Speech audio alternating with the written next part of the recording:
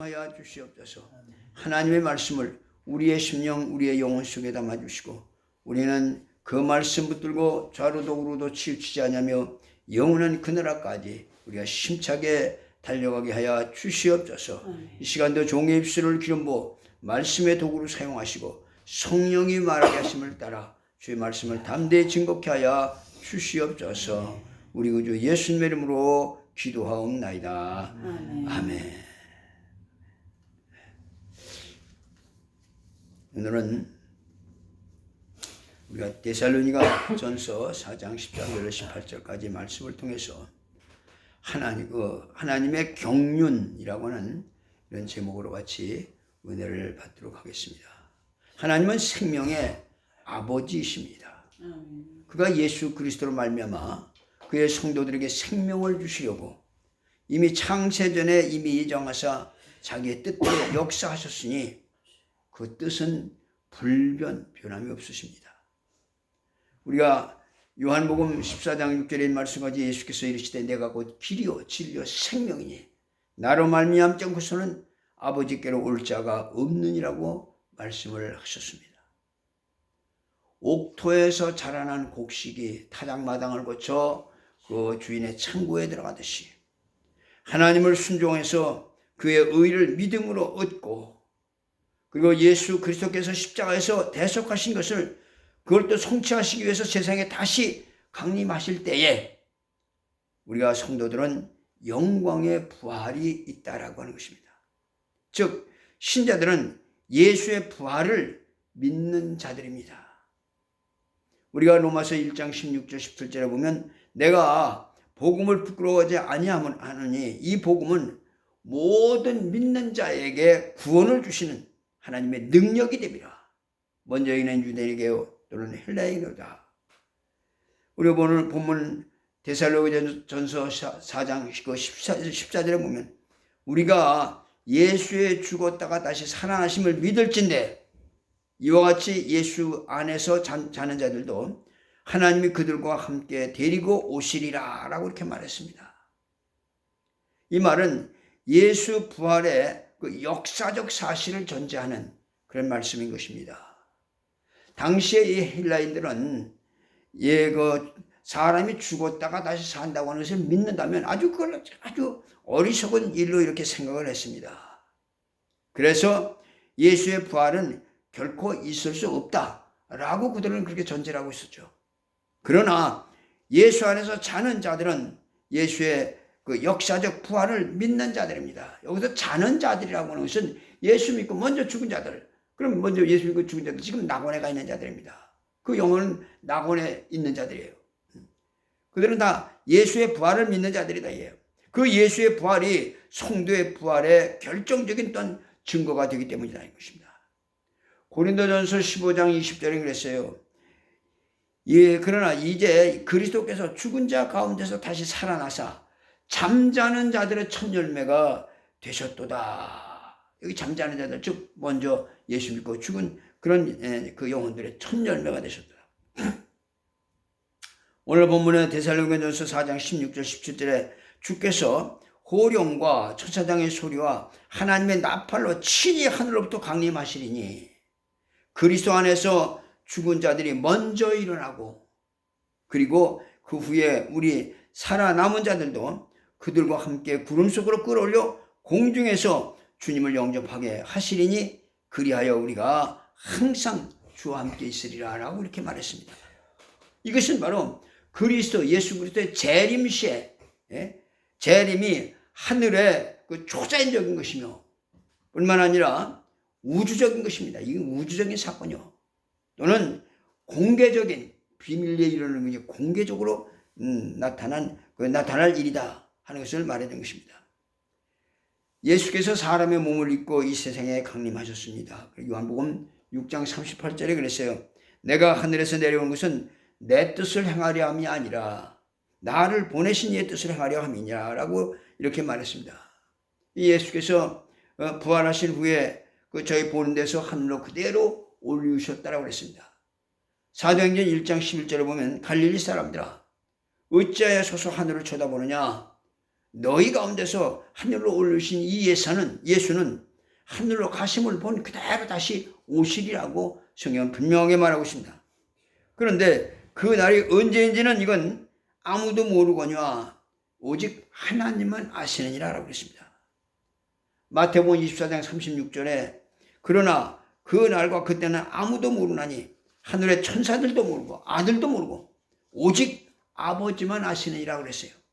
그러므로 그의 교회들은 그 날을 큰 날로 여기고 소망 중에 자기 일을 충성스럽게 감당을 한다 하는 것입니다.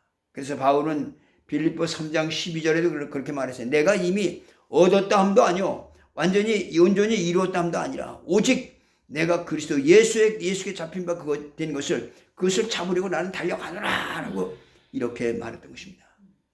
하나님의 경륜이 차면은 천사장의 나팔 소리와 함께 성도의 그 첫째 부활이 있을 것이다. 이것이 바로 우리의 믿음이다 하는 것입니다. 예수는 부활이라고 말씀하셨습니다. 그가 요한복음 11장 25절에 예수께서 이르시되 나는 부활이요 생명이니 나를 믿는 자는 죽어도 살겠고 무릇 살아서 믿는 자는 영원히 죽지 아니하리니 이것을 내가 믿느냐. 여기서 우리가 이것을 잘 알아야 됩니다. 나를 믿는 자는 죽어도 살겠고 이건 이미 먼저 죽은 낙원에 있는 그런 자들 그들은 다시 죽어도 살겠고 살아서 믿는 자는 지금 우리 현재에 있는 사람들은 살아서 믿는 자는 영원히 우리는 죽음을 맛보지 아니하고 이렇게 우리 살아 생전에 주님이 오신다면 우리는 죽음을 맛보지 아니하고 그대로 부활의 변화를 가져오게 될 것이다. 우리는 예수가 부활이라는 것을 믿는 것입니다. 부활은 먼저 낙원에 가 있는 그런 자들과 그 다음에 지금 교회에서 충성스러운 이들에게 함께 이루어질 하늘의 영광이다 하는 것입니다. 그러므로 신앙이 변덕스럽지 않고 참 처음 익은 열매를 끝까지 지키는 자가 얻는 영광이 바로 멸류관이다. 그러므로 믿지 않는 자들과 멍해를 같이 하지 말라. 이런 말씀도 성경에 말하고 있습니다. 하나님은 예수 그리스도를 보내서 인간들로 하여금 그의 경륜 속에 들어오게 하시는 것입니다. 이는 인간으로 하여금 예수 그리스도를 얻게 하려 하시며 예수께서는 이 땅에서 죽임을 당하시고 부활하셔서 마침내 하나님 우편에 앉으셨습니다. 당시 대부분의 사람들은 그가 돌아가셨다는 사실은 알지만은 그가 부활하셨다, 승천하셨다는 사실은 잘 몰랐다는 것입니다. 그런데 예수께서는 부활하신 자신의 모습을 제자들에게만 되게 보여주셨고, 그리고 그를 따르는 500여 형제들 사람들이 보는 가운데 승천을 하셨습니다. 그때로부터는 이제 이들에 대해서 예수께서 부활하셨다고 하는 사실과 승천하셨다고 하는 사실을 전해줘야 하는데 주님은 그래서 그들에게 성령에 대해서 말씀을 하셨습니다. 요한복음 14장 16절에 그랬죠. 내가 아버지께 구하겠으니 그가 또 다른 보혜사를 너에게 주사 영원토록 너희와 함께 있게 하시리라 라고 이렇게 말했습니다. 그는 성령을 보내주시되 자신이 아버지께로 가신 후에 보내주시겠다라고 이렇게 말했습니다. 우리가 주기도문 가운데도 하늘에 계신 우리 아버지요 하고 하나님은 하늘에 계시다고 말씀하셨고 우리 성경에 예수님 마가복음 16장 19절에 그가 부활하신 다음에 이제 주 예수께서 말씀을 마치신 후에 하늘로 올리시사 하나님 우편에 앉으셨느니라 라고 이렇게 말씀하고 있습니다. 주님은 하나님 우편에 앉으시다. 또 축복하시고 부활하신 다음에 제자들을 축복하시고 떠나 하늘로 올리셨다라고 그랬어요.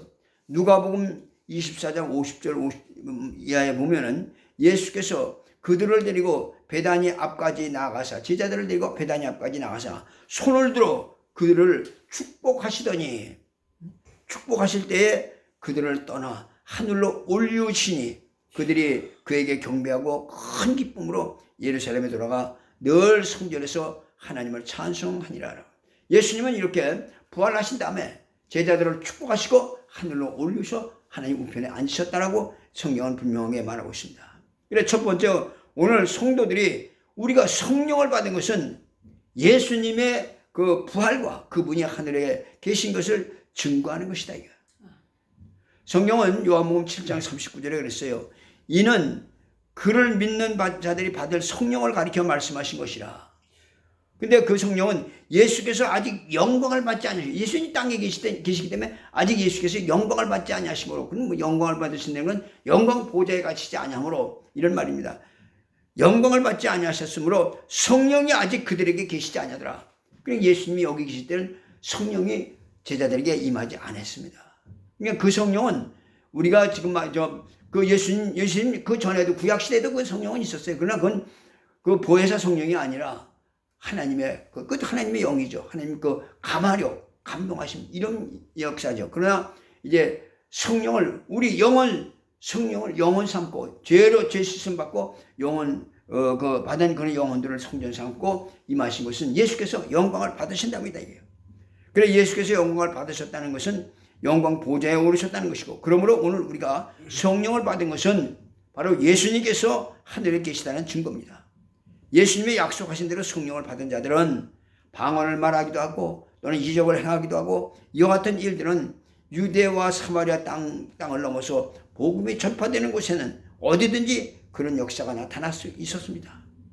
오늘날 우리도 예수를 믿음으로 말미암아 성령을 받고 방언을 말하기도 하고 이적을 행하기도 합니다. 세상에서 마음대로 살던 그런 자들이 예수를 믿고 변화가 됩니다. 술과 담배로 찌들었고 또 육체의 정욕을 따라서 무질서하게 살던 그런 사람들이 예수를 믿고 성령을 받더니 선해지고 양심을 되찾게 되고 하나님을 두려워하고 가정에 충실하고 정직해집니다. 이런 변화가 일어나는 이유는 예수 믿고 깨끗해진 씻긴 그런 영혼 속에 성령이 들어와 계시기 때문이다 이거예요. 그 이상하게도 이 세상은 예수의 부활을 부인하려고 하고 예수에 대해서 무관심하고 더 나아가서는 아주 적대적인 그런 태도를 가지고 있습니다. 이것은 바로 마귀가 좋아하는 그런 행위죠. 세상에서 예수님처럼 억울한 일을 당한 사람은 분도 없을 것입니다. 그러나 그는 사람의 증거를 원하지 않으셨다고 그러세요. 그럼 뭐냐? 예수께서 제자들에게 사도행전 1장 4절에 부활하시고 승천하시기 전에 제자들에게 하신 말씀입니다.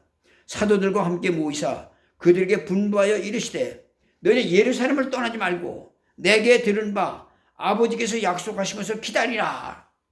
즉 예루살렘을 떠나지 말고 성령을 받으라는 말씀입니다.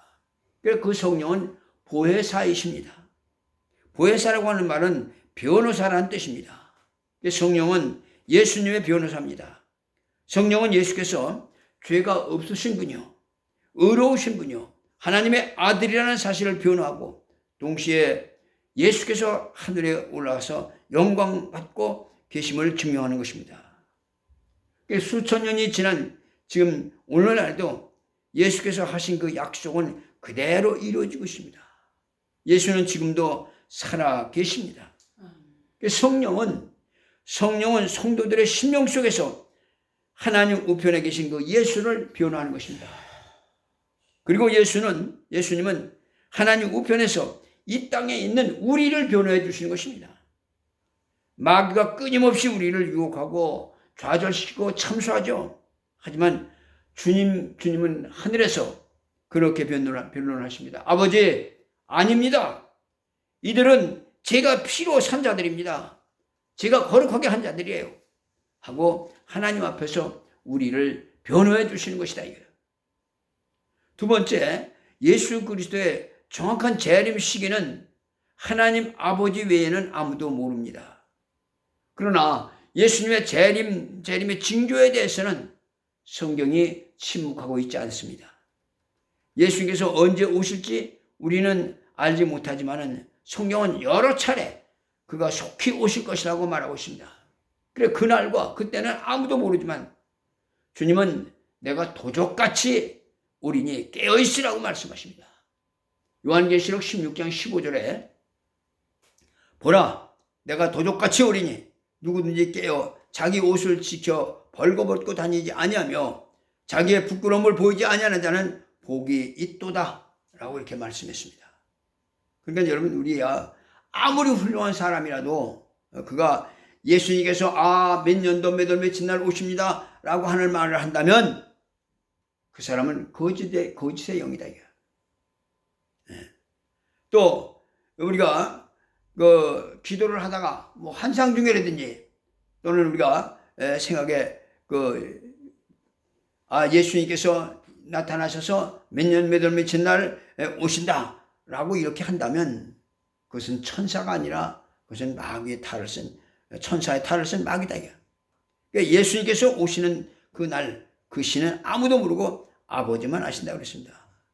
예수님이 그래서 도적같이 임하시리라. 베드로후서 3장 8절 9절에 보면 그랬어요. 사랑하는 자들아, 주께는 하루가 천년 같고 천년이 하루 같은 이 한 가지를 잊지 말라.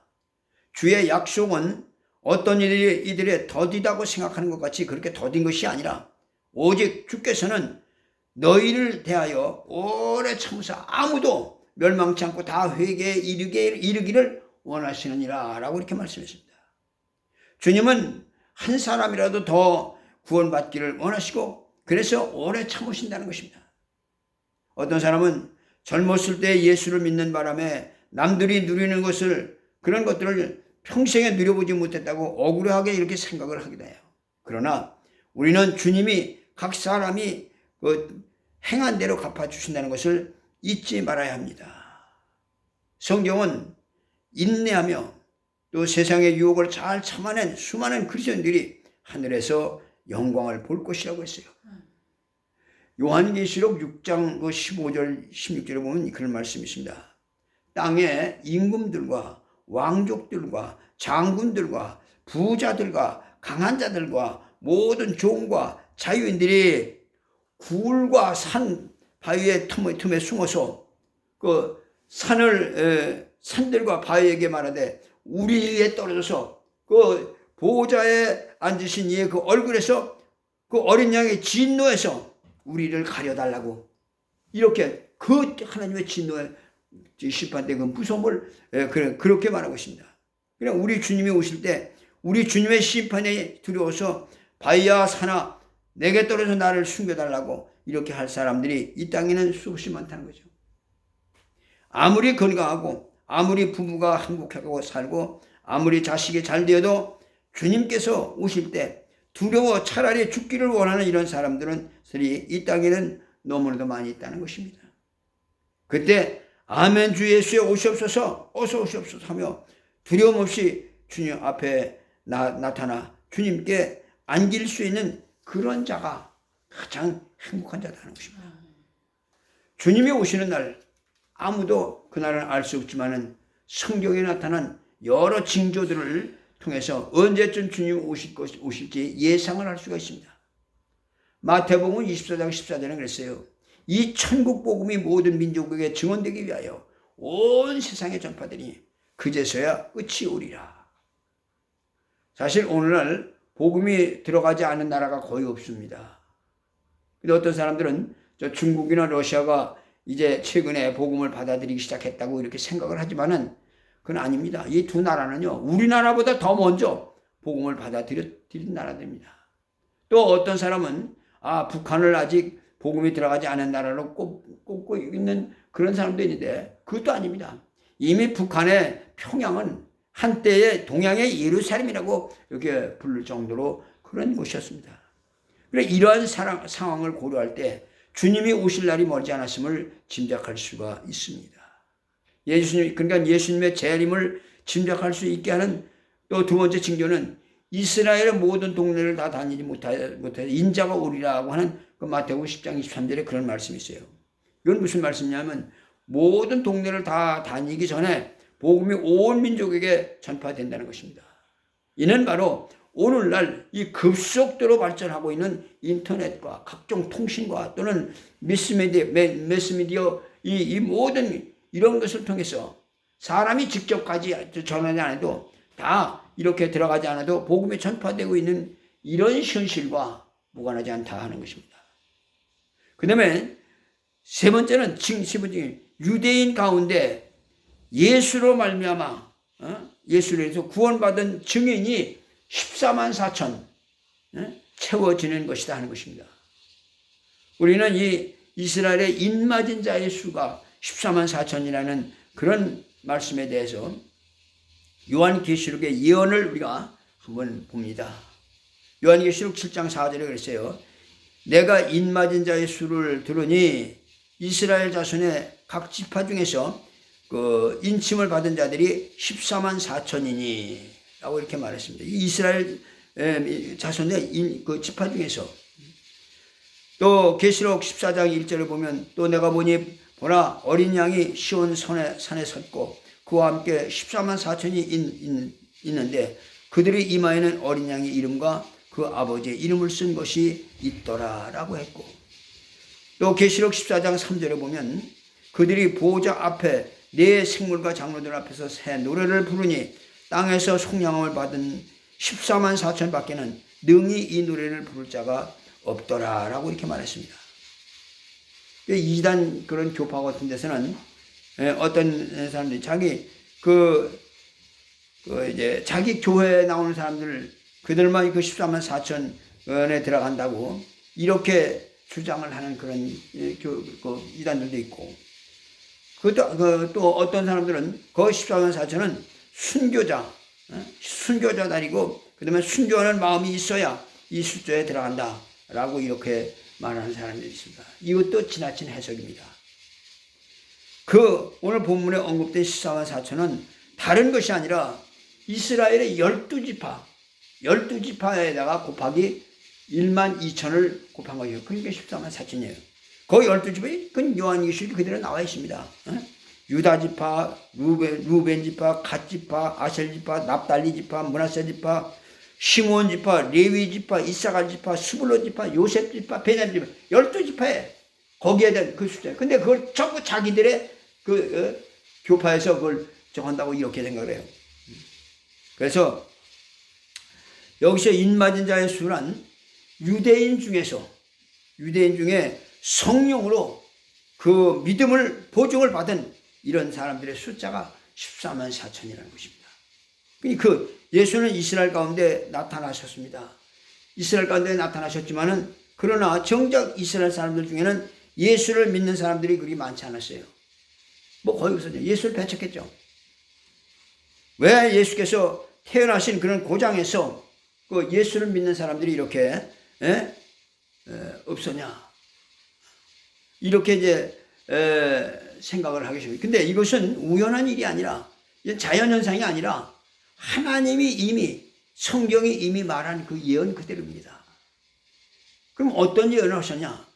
로마서 11장 25절에 그랬어요. 형제들아 너희가 스스로 지혜 있다 하면서 이 신비를 너희가 모르기를 내가 원하지 않느냐니. 지금 바울은 알려는 겁니다. 그 신비를 알라. 뭘 신비가 아니야? 이 신비는 이방인의 충만한 수가 들어오기까지 이스라엘의 더러는 우둔하게 됐더라. 그러니까 자, 이게 중요한 것은 이스라엘이 하나님의 그 사랑과 양육으로 받은 그런 하나님의 택한 민족입니다. 이스라엘은 하나님의 택한 민족이에요. 그 민족의 혈통 가운데 이제 핏줄의 그 대에 예수 그리스도가 마지막에 오셨죠. 마리아의 몸을 통해서 오셨다고 해요. 그러니까 예수 그리스도가 오시기까지 이스라엘 민족은 그렇게 아브라함과 이삭과 야곱을 해서 쭉 했고 그렇게 양육을 받아요. 그때 이방 나라는 어땠습니까? 이방 나라는 하나님을 배척하고 막 핍박을 하고 이스라엘이 얼마나 고통스러워. 그러나 그렇게 했지만 그 이스라엘은 그런 이스라엘 그 민족을 보존하는 그런 일에 하나님은 그 역사를 하시다가 예수 그리스도가 이 땅에 오셨습니다. 오시고 나니까 그 다음에는 이제 이 유대인들을 하나님이 완악하게 하셨다 그랬대요. 우둔하게 해가지고서 이 복음을 받아들이지 않는 거예요. 그러니까 받아들이지 않는 그동안에 이 복음은 이방 나라로 퍼진 거예요. 전 세계 2000년 동안 이 복음이 전 세계에 퍼지게 되었고 이 복음이 다시 이스라엘을 역수출되는 겁니다. 그 역수출되니까 지금 그러니까 이스라엘은 그 얼마나 참 예수님이 거기서 나셨으니까 얼마나 믿음들이 좋을까. 예수 믿음이 아니에요. 이건 율법으로. 그런데 그들이 이제 마지막 때는 성령으로 말미암아 성령을 받고 그들이 인침을 받아. 그래서 각 지파에 14만 4천이 바로 그들의 숫자다. 14만 4천이 차면은 바로 우리 예수님께서 다시 이제 재림을 하시게 될 것이다. 그래 이제 그런 말씀입니다. 그런 비밀을 너희가 모르기를 원치 않는다. 알라 하는 것입니다. 이스라엘이 하나님의 사랑으로 양육을 받을 때 이방인은 철저하게 하나님을 반대했죠. 반대로 이는 하나님께서 이스라엘을 생성하게 해서 발전하는 동안에 이방인의 마음을 완악하게 하셨기 때문입니다. 그러나 예수님께서 그 땅에 오셨을 때는 그 다음에는 예수는 하나님은 유대인들의 마음을 또 완악하게 하셔갖고 그들이 복음을 거부하고 할 때 이미 그 복음은 전 세계를 받아. 그래서 전 이방인들이 구원을 받게 됐다. 이것은 바로 하나님은 이방인 이스라엘과 이방인 모두를 긍휼을 베푸시기 위한 하나님의 그런 놀라우신 그런 섭리라는 것입니다. 하나님께서 인간의 지혜로는 이해할 수 없는 정말 이 지혜로운 이스라엘과 이방인의 모두를 구원하시려는 것입니다. 14만 4천이라는 수가 채워지면 우리 주님은 다시 오실 것이다. 그 날에 이 땅에는 더 이상 믿음이 전파되지 않을 것이다 하는 것이다. 왜냐하면 오늘날은 하나님께서 이 땅에 믿음을 주셨기 때문에 그래서 예수에 대한 얘기를 하면 불신자들도 감동을 받기도 하고 복음이 전파되고 이렇게 될 수 있지만은 그러나 예수님이 재림하신 후에는 사람들이 예수에 대한 얘기를 들어도 옛날 얘기 듣는데 아무런 감동을 받지 못한다는 것이죠. 그러니까 예수님의 공중 재림 때 성령 충만하게 그 신앙생활을 하던 성도들은 신령한 몸으로 이제 부활을 하고 해서 공중에서 주 예수를 만나지만 그렇지 않은 자들, 이런 자들은 불신자들과 함께 이 땅에서 일어나는 그런 환난에 참여를 하게 될 것이다. 오늘 말씀과 같이 주께서 호령과 천사장의 소리와 하나님의 나팔로 친히 하늘에서 강림하시리니 그리스도 안에서 죽은 자들이 먼저 일어나고 그리고 그 후에 우리 살아남은 자들도 그들과 함께 구름 속으로 끌어올려 공중에서 주를 영접하게 하시리라. 그리하여 우리가 항상 주와 함께 있으리라. 이렇게 말씀하세요.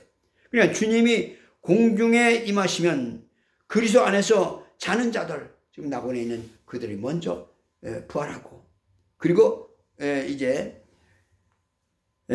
우리가 이제 공중에서 우리 신령한 몸으로 우리도 변화해서 주님을 만나게 될 것이다. 그러면 이는 주님께서 강림하실 때 받는 신자들의 영화로운 몸의 부활을 가리키는 것입니다. 그 다음에는 살아남은 자들, 곧 이 땅에서 성령 충만하게 살고 있던 그런 신령한 그런 몸으로 변화해서 공중에서 이제 주를 영접하게 된다. 이것이 바로 하나님의 경륜이다. 이게. 네. 자, 주님이 다시 오시는 날에 부활에 참여하지 못한 자들은 성령의 도움이 없는 그런 상태에서 환난을 겪어야 된다는 것입니다. 여기서 이제 그 환난을 아무나 빠져나올 수가 없는 데 우선 심판에 대해서 조금만 말씀을 드리고 이제 말씀을 마치려고 합니다. 심판은 죄인들이 주님 앞에 가서 그때 가서 천국이냐 지옥이냐 이렇게 이게 받는 그 심판이 아니 그 심판이 이 땅에서 다 끝났습니다. 다 끝나서 결정이 된 사실을 갖다 판정받는 거예요. 이 세상에서 예수 그리스도를 믿기를 거부했을 때 이미 그건 지옥의 판결을 결정된 것이다 이게. 요한복음 3장 18절에 그랬죠. 저를 믿는 자는 심판을 받지 아니하는 것이요 믿지 아니하는 자는 하나님의 독생자의 이름을 믿지 아니하므로 벌써 심판을 받은 것이니라. 땅에서 결정이 된 겁니다. 우리를 사랑하심으로 예수를 보내서 십자가에 못 박은 이런 사실을 믿지 않는 것은 이것이 바로 심판을 받은 것이냐고 말씀했습니다. 그래서 요한복음 3장 36절에 그랬어요. 아들을 믿는 자는 예수를 믿는 자는 영생이 있고 아들을 순종치 아니하는 자는 영생을 보지 못하고 도리어 하나님의 진노가 그 위에 머물러 있느니라 라고 이렇게 말씀했습니다. 그래 이런 심판의 결과는 어떻게 되느냐 이게 요한계시록 20장 15절에 보면 그랬어요. 누구든지 생명책에 기록되지 못한 자는 불못에 던지우니라. 그러니까 심판이 끝나게 되면은 그 죄의 정도에 따라서 지옥에서 형벌이 이제 가해지는 것입니다. 그러니까 어떤 사람은 다른 사람들보다 더 고통을 받을 수 있어요. 지옥에서도 더 고통을 받는 그런 고통을 받을 수 있다. 그런 거 이제 심판하게. 그리고 그리스도를 거절한 그런 모든 사람들은 불못으로 이제 불리워지는 그런 고통의 장소로 가게 되는 것입니다. 여기 계시록 20장 10절에 보니까 또 너희를 미혹하는 마귀가 불과 유황못에 던지어지고 마귀도 그때 이제 완전히 불못으로 멸망되고요. 예? 거기는 그 짐승과 거짓 선자도 있어 세세토록 밤낮 괴로움을 받으리라. 그러니까 이렇게 구원받지 못한 사람들은 마귀와 함께 그곳으로 가게 되는 것입니다. 이 세상에서 그들은 예수님을 따르는 대신 마귀를 따랐기 때문이다. 이제 그들은 마귀와 더불어 고통을 받고 영원히 이제 살게 되는 것입니다. 요한계시록 21장 8절에 보니까 그랬어요. 그러나 두려워하는 자들과 믿지 않은 자들과 흉악한 자들과 살인자들과 행음자들과 술객들과 우상숭배자들과 모든 거짓말하는 자들은 불과 유황으로 타는 못에 참여하리니 이것이 둘째 사망이라고 이렇게 말했습니다. 자, 이 지옥은 고통의 장소일 뿐만 아니라 가장 흉악한 자들이 함께 지내는 그런 장소입니다. 여기서 이제 우리가 접근은 첫째 부활에 참여하게 되면 천년왕국이 있습니다. 천년왕국은 마귀를 하나님께서 무저갱에다 집어넣습니다. 무저갱에 그리고 장보요. 그러니까 마귀가 없는 그런 천년, 그때는 그런 이제 고통이 없는 그런 천년 세계가, 어떤 사람들은 지금이 천년 세계라고 그 여호와 증인 같은 데 그렇게 말하고 있는데 지금 마귀가 존재하고 있잖아요. 그러니까 지금은 그러잖아요. 그러나 성경 뭐라고 하냐? 잠시 후에 그 천년이 차면 하나님께서 무저갱 열쇠를 열고 그 마귀를 해방시켜 준다는 거예요. 그러면 고가 온 세상을 막 미혹해. 그러니까 아마 얼마 동안 몇 달 동안이 될는지 모르겠는데 얼마 동안 그렇게 해서 거기서 정말 살아남은 자들이 그들이 이제 그들은 참 구원을 받되 부끄러운 구원을 받는 것이고 나머지는 다 이제 지옥을 하는데 그냥 하는 게 아니라 둘째 부활이 있습니다. 둘째 부활. 그 심판만 그게 의를 위하여 생명의 부활이 있는가 하면 첫째 부활이 있는가 하면 그다음에 심판의 부활이 그들도 다 부활해서 지옥의 고통 당하는 것이다. 이렇게 그러니까 우리는 그래서 그들이 그렇게 잠 못 자고 쉬지도 못하고 소망도 없고 목이 타고 물 한 방울 그렇게 달라고 해도 울부짖어도 거절을 당하는 그런 장소. 주님이 재림하시는 날 우리는 부활해서 공중에서 주님을 만나야 된다는 것입니다. 그래서 이 땅에 있는 동안에 우리는 주님의 영광을 위해서 주님의 이름을 위해서 고난받는 것이 우리의 몫입니다. 우리의 몫이고 이제 장차 올 그런 환난을 겪는 그런 사람이 되지 말고 그런 환난을 겪을 경험. 지금 주님이 오시기 전에 우리는 주님과 함께 고난받는 이런 사람이 되어서 복음 전하고 주의 일하고 이렇게 하면 주님의 영광의 부활에 참여하는 이런 자들이 되시기를 주의 이름으로 축원합니다. 기도하시겠습니다. 살아계신 우리 아버지, 하나님의 크신 은혜와 사랑을 감사합니다. 우리 아버지 하나님께서는 하나님 아버지 이와 같이 하나님의 형상을 따라 우리 사람을 만드시고 아버지